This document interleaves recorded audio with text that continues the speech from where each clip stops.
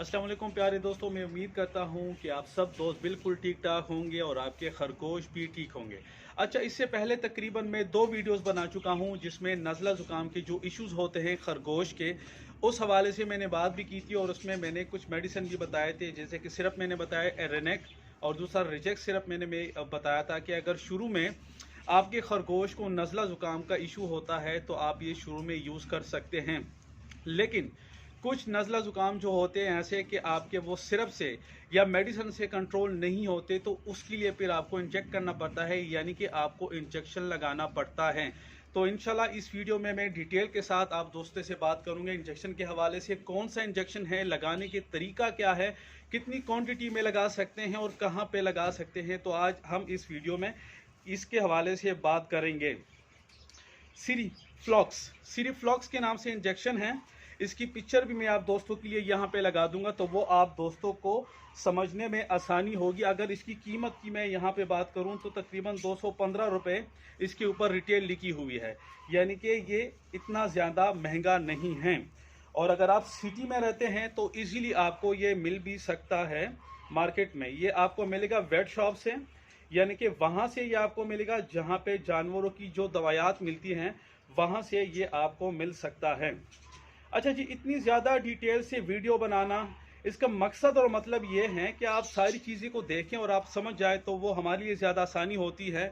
फिर फ़ोन पे समझाना थोड़ा मुश्किल होता है क्योंकि लोग बहुत सारे हैं, हर एक बंदे को अलग अलग समझाना वो हमारे लिए पॉसिबल नहीं होता। ये एक दुबली पतली बारीक सी सिरिंज है। ये वो सिरिंज है जो अमूमी तौर पे जो शुगर के पेशेंट होते हैं इंसुलिन के लिए उसको यूज़ करते हैं। ये पूरा 100 यूनिट का होता है, यानी इसके ऊपर जो हिस्से लिखे होते हैं आप देख सकते हैं, ये देखें, यानी कि 10 से लेके 100 तक इसके ऊपर हिस्से लिखे होते हैं। आपने 20 यूनिट, यानी कि जहाँ पे 20 लिखा हुआ है वहाँ तक आपने इसको भरना है। इसको हम 20 यूनिट भी कहते हैं, इसको हम 0.2 भी कह सकते हैं। इतना आपने इसको भरना है और आपने लगाना कहाँ पे है, मैं ये भी आप दोस्तों को दिखा देता हूँ।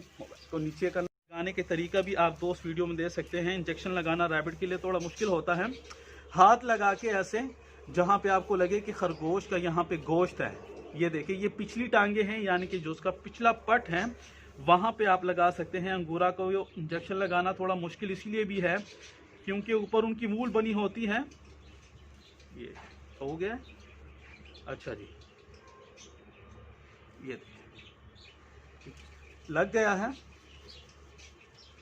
इस तरीके से आराम से 20 यूनिट, यानी कि अगर आपको लगता है कि खरगोश को बहुत ज़्यादा नज़ला ज़ुकाम हुआ है और जनाब उसका नाक जो है वो बहुत ज़्यादा बह रहा है, तो आप ये इंजेक्शन उनको लगा सकते हैं। और हफ्ते में 3 इंजेक्शन आप इनको लगा सकते हैं। अगर कि वो 3 इंजेक्शन से रिकवर होता है तो आप स्टॉप कर दें। अगर कि उनका नज़ला ज़ुकाम रिकवर नहीं होता तो आप दूसरे हफ्ते में भी उनको 3 इंजेक्शन लगा सकते हैं। एक दिन छोड़ के आप उसको ये इंजेक्शन लगा सकते हैं। कोशिश करें कि अगर 10 दिन से ज़्यादा की प्रेग्नेंट फीमेल है तो उसको आप कोई भी इंजेक्शन ना लगाए तो वो बेहतर है, क्योंकि अगर आप उसे इंजेक्शन लगाएंगे तो मिसकैरेज कर सकती हैं।